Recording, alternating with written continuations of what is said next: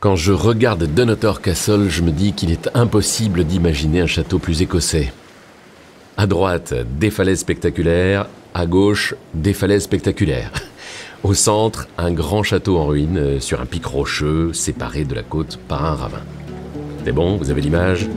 Bien.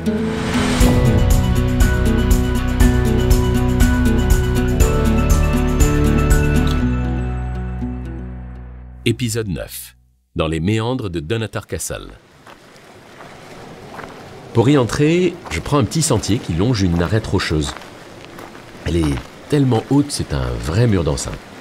Au Moyen-Âge, les ennemis devaient être vraiment motivés pour arriver jusqu'au château. Aujourd'hui, c'est beaucoup plus facile. Une fois au fond du ravin, je suis presque à l'entrée. Là encore, le passage est bien protégé. Impossible de passer en force. Pour entrer dans Dunnottar Castle, il faut prendre un couloir étroit et puis ensuite une bifurcation. Ça oblige à entrer par petits groupes, c'est vraiment bien pensé. Bon, ça fait longtemps que le château n'a plus d'ennemis.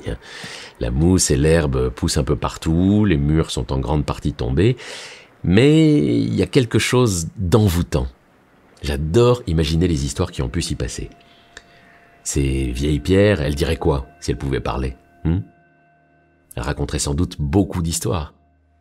Je pense qu'elle parlerait des cachots humides. Je sais que de nombreux prisonniers y ont été enfermés. Enfin bon, bref, moi, j'aimerais pas y rester coincé. Elle parlerait aussi du trésor royal d'Écosse, j'en suis sûr. C'est une histoire, en fait, assez incroyable. Ça s'est passé il y a presque, 400 ans, à un moment où l'Écosse était dans une période vraiment compliquée. Alors pour protéger la couronne et le sceptre, ils ont été cachés à Dunnottar Castle, qui a été attaqué.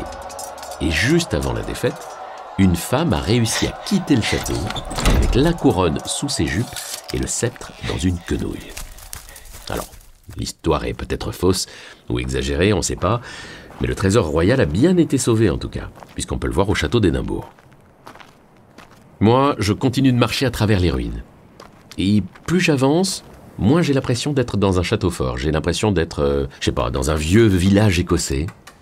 C'est un peu étrange, on dirait qu'il a été posé là, sur du gazon vert. C'est vrai que ces châteaux étaient aussi des lieux où les gens vivaient. Alors il y a l'ancienne forge en pierre, une chapelle et une cuisine. Depuis le haut, le paysage est incroyable. La côte, les falaises. Et je suis pas le seul à regarder au loin. Il y a même plein de petits observateurs à côté de moi. D'ailleurs, ils sont pas très discrets. Ce sont des goélands. Il y en a partout sur la muraille de Dunnottar Castle.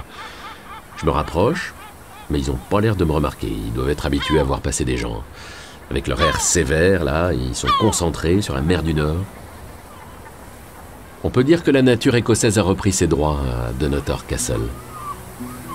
Les soldats sont partis et les goélands les ont remplacés. Suivez toutes mes aventures sur les plateformes d'écoute et le site du whisky Sir Edwards. Sir Edwards, Sir of Scotland.